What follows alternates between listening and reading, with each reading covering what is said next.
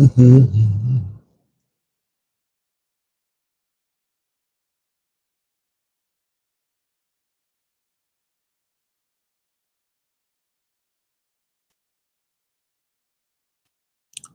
All right, this is Sports for Real. Hope you all having a great morning. As always, I'm having one, especially in this quiet time when there's no noise around me. That's going to change shortly, but in the meantime, I'm going to try to enjoy it. Been enjoying sports lately. A lot of great college and pro football games have taken place in the last few days, and I'm excited about how both seasons are going to end. But since the college football season has ended, a lot of noise continues to reverberate around the fact about some of these teams getting into the playoffs, while others feel that they should not have made the playoffs. SMU is on a lot of people's mind because they feel like this team here, their strength of schedule isn't the greatest. Well, they only lost one game heading into the conference championship, and that was to a 10-2 BYU team. And the idea was if SMU lost, they were going to put Alabama in because of the mighty SEC. Well, that would definitely have been the case had SMU continued to struggle against Clemson before rallying a major comeback to win that game. Well, not to win the game, but to make the game very interesting. Clemson won on a walk-off kick. Um, they put themselves in a position to lose that game when they kicked the ball. Me, I'm not kicking to anybody. So if I ever get a head coaching job, you can best believe that I am not kicking to anybody. So file that away, all you potential opponents out there. But when SMU played well enough to show everybody that they are on the level of the national programs, it made sure the college football committee made sure that they got into the playoffs, much to the chagrin of Alabama. Now, Alabama, they hide behind the idea that they are from the SEC, which is a strong conference. A lot of strong teams in the conference. But Alabama seems to excuse the fact that they lost two games that they had no business losing. They lost to Vanderbilt and they lost to Oklahoma. Oklahoma put something on them. They don't want to seem to want to talk about that when it comes to the games that they lost. They don't want to talk about strictly the SEC's power and the teams that they've played and they've defeated, which are all good points. But my question to you is, how many teams should one conference get when you only have 12 teams in the playoffs? Now, the formula was clear about which teams were going to be in the playoffs. You're going to have 5 conference champions. Then you're going to have at-large bids, and you have a fly in the ointment like a Notre Dame. Notre Dame just happened to have a pretty good football team this year. So that's 6 spots right there. You know that the Big Ten was going to get at least 3. You knew that the SEC was going to get at least 3. But I don't see why one conference should get more than a couple of spots. But they feel like because the conference is so strong, that Alabama should have got in with those 3 losses despite the 2 that they lost. But the big thing is, the question that I have, what if somebody from the SEC played the strongest schedule in the nation and they had 4 losses? And an SMU team that didn't have as rugged a schedule, they lost 2. Would you still say that that SEC team with 4 losses should get into the playoffs? Now, Alabama AD Greg Burns says that since the strength of schedule seems to not mean anything anymore, why schedule these games? Does he have a point? Well, let's take a look at some of these schedules. We talk about Indiana. I talked about SMU. The schedules that they had, they were playing opponents that had good records the year before. So if that school had a good record year before and you go through that schedule and you beat all these people, then you're going to say, well, look who we beat. Well, if those teams that you are touting to build your profile don't have a great season, are you now going to count against that? It doesn't seem to make sense to me. Florida had the toughest schedule on paper than anybody. And like it was told to me, just because you got a tough schedule on paper, that doesn't mean it's going to play out like that. And the Gators start to play better at the end of the season and win some of those games. So that so-called tough schedule wasn't quite as tough. It was brutal on paper, especially with the way they started the season out, but it didn't turn out to be that way in the end. Such is the case with Indiana. They had the two teams that played for the championship last year, Washington and Michigan, on the schedule.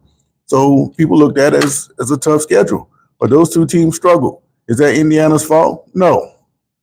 Is it SMU's fault that Florida State fell apart? That the ACC wasn't as strong? Is it their fault that Miami couldn't beat Syracuse? How can you blame SMU in this situation? But the point is, if you're going to have 12 teams, you cannot have 4 and 5 teams from one conference when you only have 12 teams across the board. I just don't think it makes a whole lot of sense.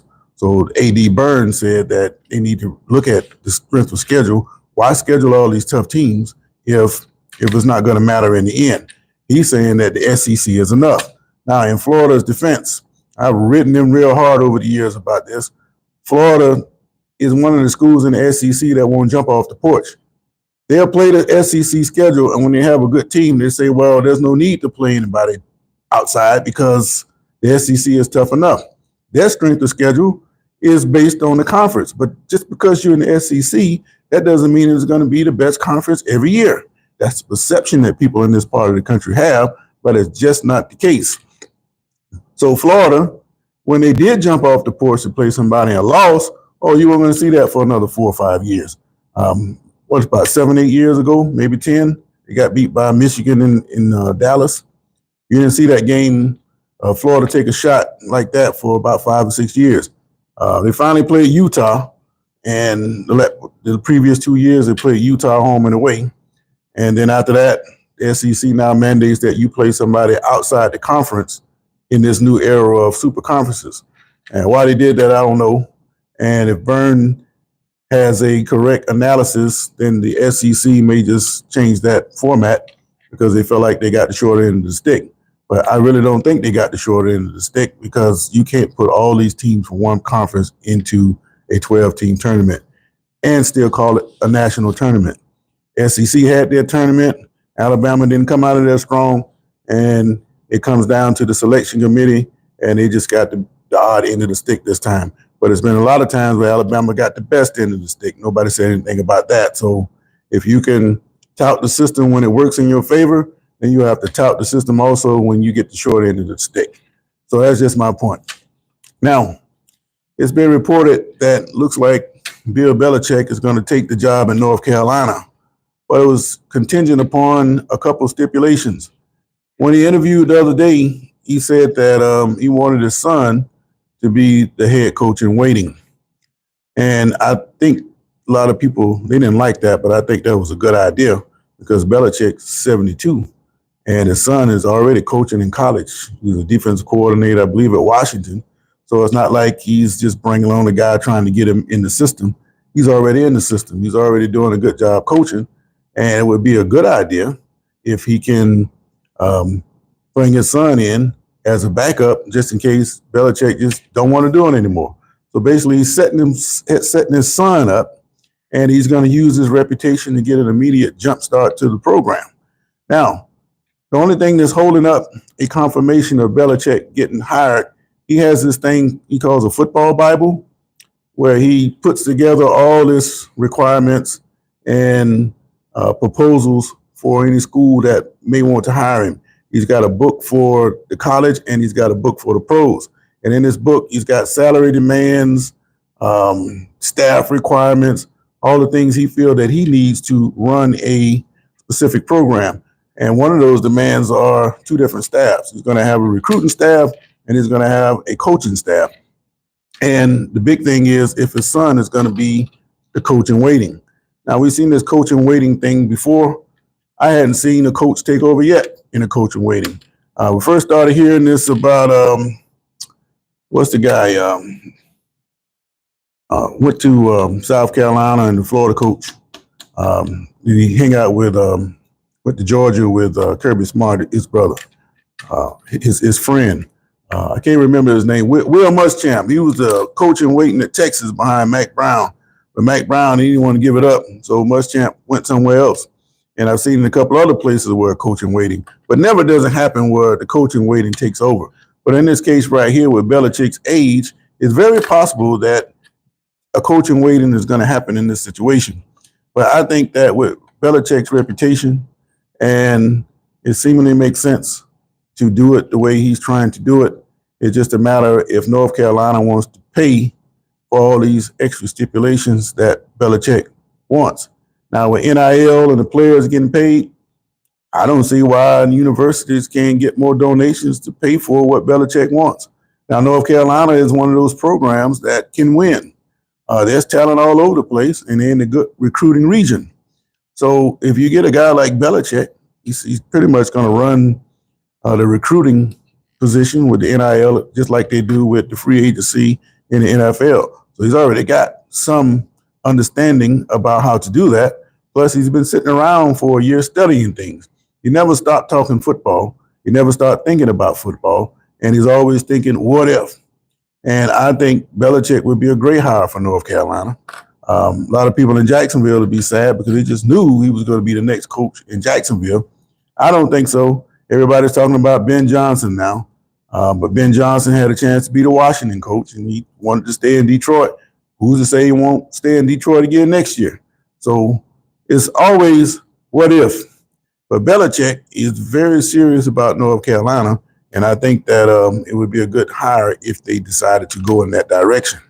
But as far as SMU goes, you can't hold it against them for having a great season. It's not their fault that Florida State and some of the other ACC teams fell apart. It's just luck of the draw. I mean, it's all about survival, and they fell on the short end of the stick, beating Alabama. All right, Mossberg says, amen, brother.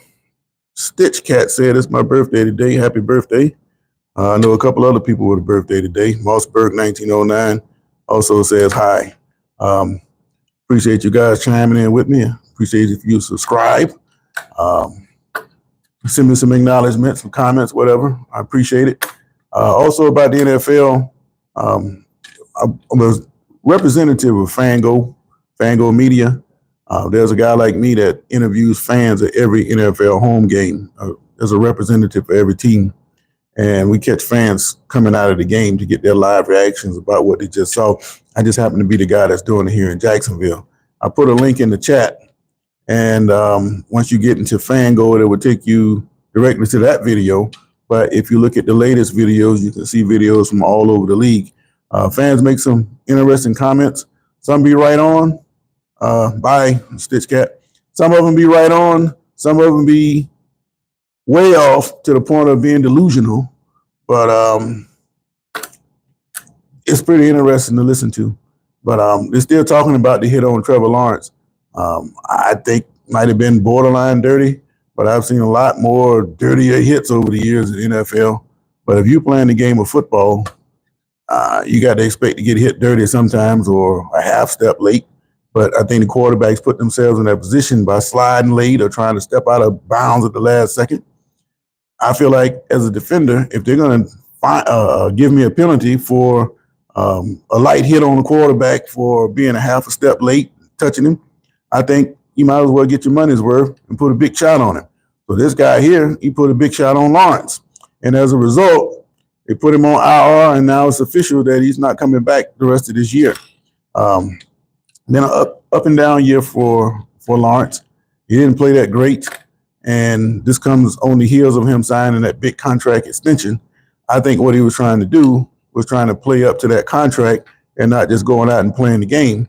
And he struggled mightily. And he got his money, but he doesn't have the results to back it up. So he needs to come back next year to show people that he is the quarterback that the franchise wants. If not, then I think the franchise might want to start looking in other directions. Right now, you got two quarterbacks, reserve quarterbacks for the Jaguars, just happen to be from the city of Jacksonville. I don't think that's ever happened before. And it's kind of strange that it just played into the fact that it happened this year. Doug Peterson They won the game the other day against Tennessee. The only way he can save his job is to finish the season winning all the rest of the games. But even then, it just might be over with for him. But it doesn't matter. He's got the experience of being a head coach. He'll land somewhere as an assistant to get his name back up. And then next thing you know, he's going to be a head coach again somewhere down the line. But he doesn't have anything to worry about. He's straight either way it goes. But Lawrence, he's done for the year. And just to recap, A.D. Byrne from Alabama said they got to look at these strength of schedules because obviously the playoff committee didn't fully consider the strength of schedules of Alabama and the other teams. And that is the reason why they got left out and they were led to believe otherwise. Well, again, if you got 12 teams, what sense does it make to have 4 and 5 teams or 5 teams from one conference to make the playoffs? Now, the Big Ten, it just happened to have Oregon as number 1, and it beat Ohio State. Ohio State probably got off by losing to Michigan. It didn't hurt them any. They didn't drop very much. And SEC probably should have got one more team. But again, Notre Dame is the fly in the ointment there. If they're not a one-loss team, then you're probably going to have 4 SEC teams. But I say again, if you got a 11-2 SMU team from a conference other than the ACC team, other than the 11-2 team from a conference like the ACC, instead of an Alabama team, say they got 4 losses, and even if they played the toughest schedule in the world, does the SEC mean they should have that team with 4 losses? I don't think so. It makes the whole program a farce. And I think what you're going to see, some of these teams, these people are griping about, they're going to actually perform and play some pretty good football. Boise State, something you need to watch. That running back is pretty good. They play solid football. And if they don't get out there and turning the ball over, they're going to be a hard team to beat. Arizona State is rising. So keep your eyes open because it's going to be some interesting football in these playoffs. But Bill Belichick going to the North Carolina Tar Heels with what he's got lined up, and he's bringing in his son, his coach in waiting, I think it's a great idea. We may last 2-3 years, but his son, a lot younger, and he can take that program from what his dad establishes for him and move it forward. All right, came too fresh. I don't think SMU is a better team than Alabama. I never said that. I said you cannot punish SMU for the season that they had based on the teams that they played. When the schedule came out, it was a decent schedule, and the other teams fell apart. It's not their fault. Same thing with Indiana concerning Washington and Michigan. It's not their fault. You play who's in front of you, and you win, and you don't. But Alabama, they probably could beat SMU, but at the same time, SMU would definitely beat Vanderbilt, and they can beat Oklahoma. So what makes you think that they couldn't beat Alabama? Look, man, you got 11 men on each side and 1 football, and whoever plays best that day is going to win the game. Alabama is not guaranteed to win any game just because they're from the SEC. They just have that reputation, but, just because you have close games with all your teams you've been fighting with for every year, Auburn doesn't care anything about playing Alabama if they're 0-11. Alabama better show up or Auburn's going to beat them. That's just the way it is. These two teams know each other, and everybody in the conference knows each other. So when you have that familiarity, throw the records out the window, man. And that's pretty much what happened with Vanderbilt when they knocked off Alabama. They don't care nothing about playing against them. You better show up. All the pressure's on you because you're supposed to be the team that wins all the time, right? But a lot of people don't see it that way. But one thing that people tend to overlook is that these players, they're only loyal to themselves. You're the one as a fan that's getting all bent out of shape. Yes, the players want to win, but they're all concerned about the future. So if we win, great. But if we don't win, what's my next move, man? So think about that. K-Nay says, go Texas. Okay, Texas. Do you think you should be the 5th seed? A lot of people are saying that you haven't really defeated anybody. That's the top team. Yeah, you beat Michigan, but, Texas A&M, you beat them, but they were going in the opposite direction. A lot of people say you don't deserve the 5th seed. A lot of people say Ohio State should be in the 9 spot, and they should go to Tennessee. He says what Tennessee is saying. So, Nobody's happy in this case. But I will say this about Texas. I picked Texas to win the national championship, and I picked them to win the SEC. I didn't count on them getting whipped up front by Georgia both times. And Quinn Ewers, he didn't play the best. He's actually been exposed. He got exposed the first time by Georgia. And this time, he's got receivers open. He's a half step late. He's looking at the rush instead of throwing the ball down the field. And now the word out of Texas is they want to play Arch Manning. I think that's a mistake because Arch Manning would be better coming off the bench. Case in point, look at Georgia's backup quarterback. Nobody knew anything about him. I had forgot all about him myself. The last time I saw him play when it was at Rabun County in Georgia. He's a little cocky kid, but I have to give that guy credit. I didn't think he can play in the big games, but he came in and he played pretty well against Texas. But I think if Texas had some film on this guy, it would have been a different situation. So when Georgia comes out in this second round, if he has to come in, that next team is going to be better prepared to play against that backup quarterback. But Arch Manning would be the same type of situation. If he came in as a starter, I don't think he would do as well as Ewers. But Ewers need to shake off the cobwebs and start playing a little bit of football. So, well, unlike many other teams, we don't lose to unranked teams, ex Tennessee and Ole Miss. Hey, you beat who's in front of you, right? That's all you can do. But you should have beat Georgia. I still think you're a better team than Georgia, especially with the way that Georgia's ain't been playing the greatest coming down the stretch. If Beck throws those interceptions, Georgia won't last long in the playoffs. But at the same time, Georgia's got this really huge heart. And if it's a close game in the fourth quarter, you're going to have to beat Georgia. And it ain't just a walk in the park because they got that championship heart and they're not ready to go away yet. But if you come on out and jump on them like Ole Miss did, you can beat Georgia. But Tennessee and Ole Miss, Tennessee thinks they can beat Ohio State. Matter of fact, they think Ohio State should be coming to them. But I would use that as motivation. And it's going to be a pretty good game. Actually, all those first 4 games are going to be pretty good. So I'm looking forward to that myself. Got to wait another week on it. Meanwhile, I got to be stuck with high school championships around here. We got a local team, Reigns, got back into the championship game again. This time they're going to be playing against Miami Northwestern. Historically, Jacksonville and Miami, they don't get along very much. But the case, Northwestern is one of the premier programs in Miami, and they're being coached by Teddy Bridgewater. If you remember Bridgewater, he was the Louisville quarterback, and he went on to play in the NFL with Minnesota and several other teams. So he retired to take that job, and he's got them all the way to the state championship. The key word in that game is going to be all speed. Reigns is normally faster than everybody. And in this case right here, they're going to run against a team that's going to be faster than them. So how will Reigns deal with the speed disadvantage they're going to have against Northwestern?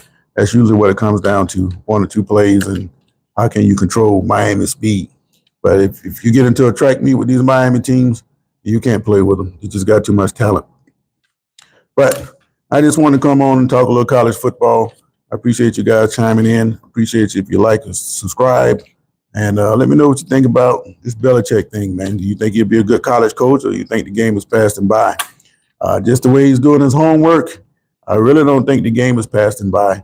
He's just going to be a figurehead, kind of like what Bobby Bowden used to do. All the assistants, everybody did all the work. He was just a figurehead. And Belichick, he's a defensive mastermind. And, North Carolina, they pretty much fell apart this year.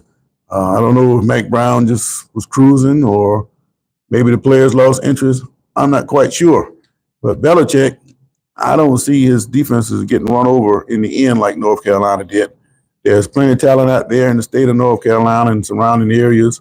And with Belichick's name, he's going to be able to pull in a lot of people. So their stock is going to rise immediately. Kind of like what's going on out there in Colorado. I still don't think Deion's going to stay. It'll shock me if he did, but I really don't think he's going to stay. But the fans out there actually calling for Colorado to boycott that Alamo Bowl against BYU. And if you're not familiar with that, those 2 teams are in the same conference, and they were 2 of the 4 teams that had tie record going into the final week. But the reason why these two teams will be playing in this bowl game is because Colorado has that Pac-12 affiliation from last year, and they still have those spots designated for the Pac-12. So they bring in Colorado in under the Pac-12 slot, and then the Big 10 slot going to Big 12 slot going to BYU. And that is the reason why you're going to have those two teams from the same conference playing. Not unusual. It's happened before. I remember a long time ago, Tennessee played Florida in the Gator Bowl, and those were in the days where you only played 6 conference games and everybody didn't play each other. There was no divisions or nothing like that. So it was not unusual for something like that to happen. And seen it in championship games and other times over the years. Not unusual, rare, but it happens. No big thing. And it'd be an interesting matchup because people were saying, what if Colorado could have done this or done that? What if BYU hadn't fallen apart down the stretch? What would happen? Deion says he's going to play his players. I don't know about that, but we'll see. But anyway, I got to go to work. So wherever you are in the world, hope you guys have a great day. And keep an eye on this Belichick thing. And when I get more developments concerning this college football playoffs, I'll be sure to let you know. In the meantime, I got to go to work. So you guys, you have a great day. This is Sports for Real with Coach Hall. I am out. Yeah, I can't believe I did that.